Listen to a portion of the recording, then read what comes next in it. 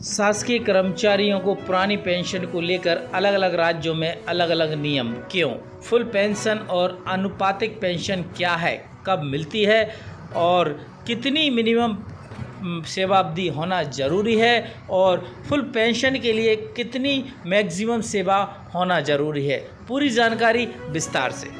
शासकीय कर्मचारियों की पुरानी पेंशन को लेकर देश के विभिन्न राज्यों में अलग अलग नियम बनाए गए हैं। सामान्य कर्मचारी जो नई नई सेवा में आए हैं, अभी अभी जिनकी नौकरी लगी है, उन्हें पुरानी पेंशन का मतलब ये पता है कि रिटायरमेंट पर 50% अर्थात आधी पेंशन के रूप में वेतन मिलती है, परंतु उन्हें ये नहीं पता कि कितनी सेवा अवधि पर आधी पेंशन मिलती है, कितना मिनिमम आपको सेवा करनी पड़ेगी तब आपको वेतन पेंशन मिलेगी।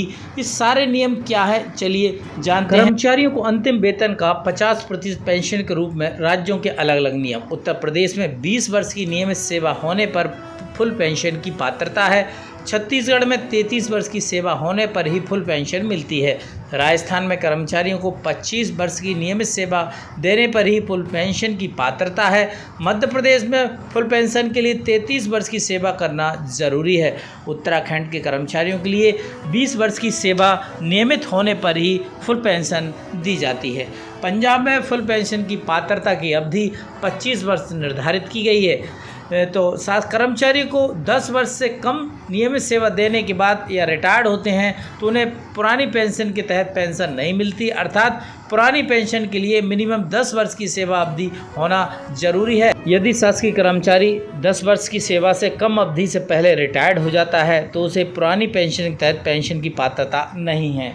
चलिए एक उदाहरण से हम समझ लेते हैं, एक मध्य प्रदेश का एग्जाम्पल ले लेते हैं।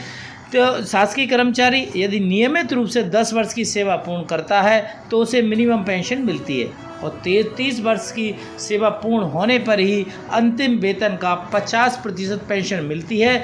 यदि इससे कम उसकी सेवा होगी तो उसे आनुपातिक पेंशन दी जाती है, अर्थात 33 वर्ष से कम सेवा होने पर आनुपातिक पेंशन मिलती है। मिनिमम 10 वर्ष की सेवा जरूरी है तब पेंशन मिलेगी और 33 से कम अवधि तक यदि आपने सेवा की है तो आनुपातिक पेंशन दी जाएगी। तो शासकीय कर्मचारियों के संदर्भ में विभिन्न राज्यों में अलग अलग नियम क्यों हैं? क्या कर्मचारियों के विषय में पुरानी पेंशन को लेकर एक नियम होना चाहिए? आपके जो विचार हैं कमेंट्स बॉक्स में जरूर